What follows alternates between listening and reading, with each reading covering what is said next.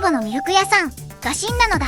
その翌日、80年続いたアルゼンチンの乳業帝国は完全に外資の手に渡ったのだ。乳業帝国って何かしら？それが売られるってどういう話なの？今日話すのはアルゼンチン最大の乳業ブランドラ・セレニシマの話なのだ。創業から80年、国民の冷蔵庫に必ずあったブランドが創業家最後の一人の死と同時に消えた。今日この動画では3つのことがわかるのだ。1つ目、なぜ老舗が外資に渡るのか。2つ目、買収したダノン×アルコールの狙いは何か。3つ目、これは日本の私たちにも無縁じゃない話なのだ。ラ・セレニシマって日本で言うと何に当たるのかしら？明治？雪印？そういう感じのブランドなの？まさにその通りなのだ。日本で言うなら明治と雪印を合体させたような存在と考えてほしいのだ。アルゼンチン人の冷蔵庫を開ければラ・セレニシマの牛乳、チーズ、ヨーグルトが必ず入っていると言われてきたのだ。市場シェアは乳製品全体で 40% 超、国民的ブランドの代名詞なのだ。創業したのはアントニーノ・マステローネという人物なのだ。1940年代、イタリア移民の子としてアルゼンチンに生まれ、牛乳1本の行商から始めたのだ。ラ・セレニシマはイタリア語で最も穏やかなという意味。名前の通り穏やかに、しかし着実に巨大企業へと成長していったのだ。移民が牛乳の行商から始めて国内シェア 40% の企業を作った話だと？それは確かにアルゼンチン版のアメリカンドリームというか移民の立志伝ね。でもその子孫は今回死んだってことでしょ？そうなのだ。亡くなったのはホセ・マステローネ、創業者アントニーノの末の息子なのだ。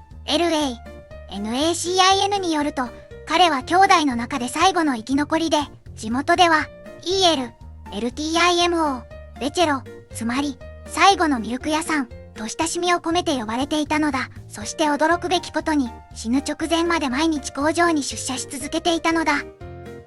死ぬ直前まで毎日出社か。80年続いた家業への執念というか、それが彼の生き方だったのよね。日本でも同じような話あるじゃない。老舗酒蔵とか家族で続けてきた食品メーカーとか。でも結局後継ぎがいなければブランドは外に出ていく。そう、問題の核心はそこなのだ。実はラ・セレニシマの売却はホセの死が原因ではなく、もっと前から動いていたのだ。プロセスが正式に始まったのは2025年4月、アルコルとダノンが買取オークションを行使すると宣言したのだ。売る側の創業家もファンド、ダルポイントもすでに売る意思を示していたのだ。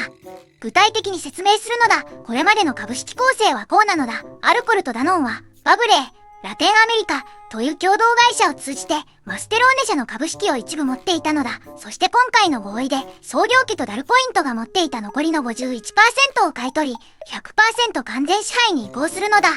ちょっと待って、アルコルとダノンってもともとパートナーだったの？日本で言えばアサヒとネスレが一緒に会社を作ってたみたいな話じゃない。それが今更 100% 買収ってどういう戦略なのかしら？鋭いのだ。NACIN の報道によれば、背景には明確な戦略的目標があるのだ。今は乳業事業が2つに分かれているのだ。マステローネ社側が牛乳、チーズ、バター、ダノン、アルゼンチン側がヨーグルト、デザート、冷蔵品、全部、ラ・セレニシマ、ブランドなのに、運営は別々という非効率な状態だったのだ。これを一社に統合したい、というのが今回の買収の本音なのだ。ここで、なぜ創業家は売ったのか、を3段階で掘り下げるのだ。第1段階は、後継者問題。ホセを含む兄弟全員が高齢化し、次世代の経営者がいなかったのだ。第2段階は、アルゼンチン経済の不安定さ。インフレ率が一時 200% を超えたアルゼンチンで、食品メーカーを持ち続けるリスクは計り知れないのだ。インフレ 200% って感覚的に理解できないわ。例えばどういう状況なの？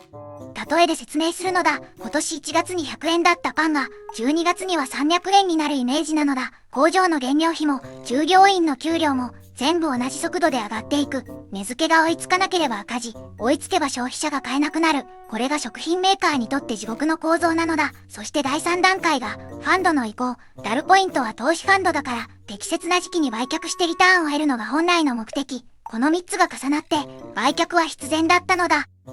ここまでをまとめるのだ。ラ・セレニシマは80年前にイタリア移民が始めた乳業会社、創業家最後の一人、最後のミルク屋さん、ホセが亡くなり、株式 51% を売却、アルコルとダノンが 100% 完全支配へ。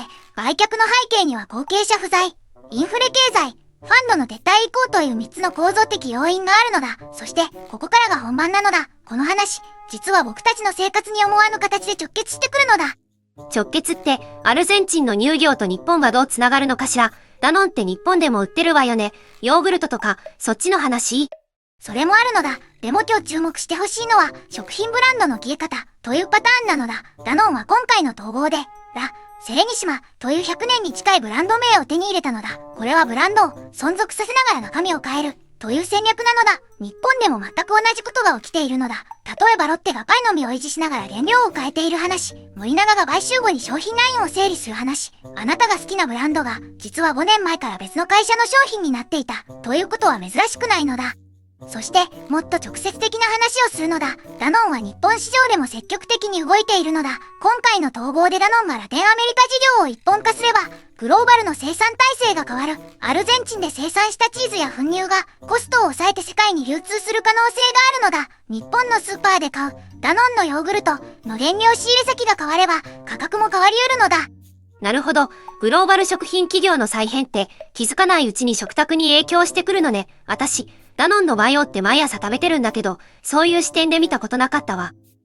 ちょっと逆の話をしてもいいかしら。